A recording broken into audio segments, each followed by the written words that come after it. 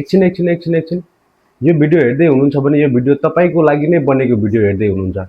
Hello नमस्ते and welcome back छ तपाईहरुलाई मेरो युट्युब च्यानल प्रवीण भ्लग 07 मा। भ्लग चाहिँ किन छ भन्दाखेरि चाहिँ म चाहिँ सुरुमा युट्युब बनाउँदाखेरि चाहिँ मैले भ्लग बनाउँथे, त्यही भएर यसमा मैले नाम चाहिँ भ्लग राखेको छु। के तपाई पनि कन्टेन्ट बनाउन चाहनुहुन्छ? कन्टेन्ट बनाउन चाहनुहुन्छ भने मेरो यो भिडियो अन्तिमसम्म हेर्दिनु होला र यो भिडियोमा तपाई नयाँ हुनुहुन्छ भने कृपया यो मेरो च्यानललाई सब्स्क्राइब गर्न चाहिँ नभुल्नु होला। धेरै जना साथीहरु चाहिँ यस्ता हुन्छन्, उनीहरुलाई चाहिँ सुरुमै राम्रो मोबाइल चाहिने अनि राम्रो ब्याकग्राउन्ड चाहिने, तर त्यस्तो होइन साथीहरु। तपाईहरुले चाहिँ कन्टेन्ट बनाउन सोच्दै हुनुहुन्छ र म कन्टेन्ट बनाऊ कि नबनाऊ भन्न त्यो टाइपको तपाईहरुको मेन्टालिटी छ भने चाहिँ तपाईहरुले के गर्नुपर्छ भन्दाखेरि चाहिँ तपाईहरुले चाहिँ सुरुमा तपाईहरुसँग जे छ, जुन मोबाइल छ त्यही मोबाइलबाट तपाईहरुले सुरु गर्नुपर्ने हुन्छ। किनकि हामीले सुरु गरेको 3-4 दिनपछि अथवा 1 हप्तापछि 2 हप्तापछि हामीलाई चाहिँ यति चाहिँ कन्फिडेन्ट हुन्छ कि हामीले चाहिँ युट्युबमा भिडियोहरु कन्टेन्टहरु बनाउनलाई चाहिँ सक्छौं कि सक्दैनौं। अनि सक्छ जस्तो लाग्यो भने चाहिँ तपाईहरुले अनि केही नयाँ सामानहरु पर्चेज गरेर चाहिँ तपाईहरुले राम्रो क्वालिटीको भिडियो बनाउन चाहिँ सक्नुहुन्छ साथीहरु। मैले हेर्नु साथीहरु यही K9 को माइक युज गर्दैछु र तपाईहरुसँग यो भिडियो बनाइराको चाहिँ यो स्ट्यान्ड एउटा मैले किनेको छु साथीहरु। यो स्ट्यान्ड मैले युज गर्दैछु, तपाईहरुलाई म स्ट्यान्डको पनि फोटो देखाउने छु। र साथीहरु मैले चाहिँ यो निफोको स्ट्यान्ड चाहिँ युज गर्दैछु र तपाईहरुले मेरो यो मोबाइलको पछाडी देखि नै राख्नु भएको छ यो जुन ब्याकग्राउन्ड छ, यो ब्याकग्राउन्डमा चाहिँ मैले भिडियोहरु बनाउँछु साथीहरु। र साथीहरु तपाईहरुले साथ र माया र सब्स्क्राइब गर्नुभयो भने म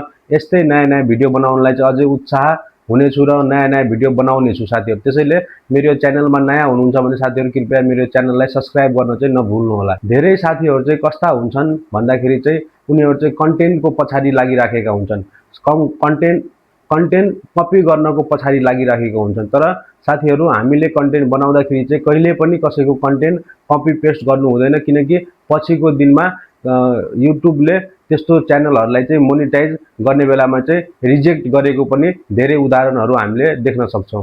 आफुलाई कुनै पनि कन्टेन्ट क्रिएटरहरुको भिडियो मन पर्छ भने तिनीहरुको चाहिँ भिडियोलाई सेम होइन तर त्यसमा हल्का के फरक गरेर आफ्नै शैलीमा तपाईहरुले बनाएर चाहिँ पोस्ट गर्न सक्नुहुन्छ। त्यसरी गर्दाखेरि चाहिँ तपाईहरुलाई कपिराइट पनि लाग्ने छैन र भोलिको दिनमा तपाईको च्यानल मोनेटाइजेसनको सेटिङमा पुग्दाखेरि चाहिँ तपाईहरुले सजिलैसँग मोनेटाइजेसन पनि गर्न सक्नुहुन्छ। र साथीहरु तपाईहरुले चाहिँ भिडियो म बनाऊ कि नबनाऊ भनेर सोच्दै हुनुहुन्छ भने तपाईहरु आजैबाट यो भिडियो हेरेदेखि नै तपाईहरु भिडियो बनाउनलाई सुरु गर्नुस्, किनकि भिडियो नबनाएसम्म तपाईले रिजल्ट पाउनुहुन्न र रिजल्ट नपाएसम्म तपाईले जिन्दगीमा के गरेको तपाईलाई महसुस हुने छैन साथीहरु। समयले तपाईलाई कहिले पनि पर्खिने छैन र सुरु नगरिकन केही हुनेवाला छैन र तपाईले इतिहास पनि लेख्नेवाला छैन।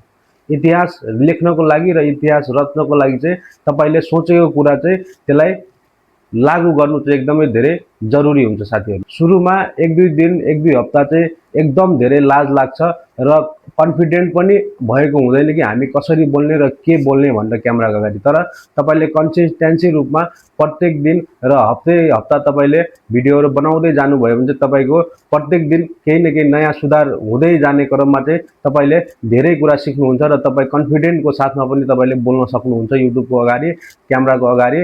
र तपाई एक दिन युट्युब बनाउँदै सक्सेस हुनुहुन्छ र नयाँ क्रिएटरहरुको तपाई आइडल भएको तपाईलाई पत्तै चल्दैन।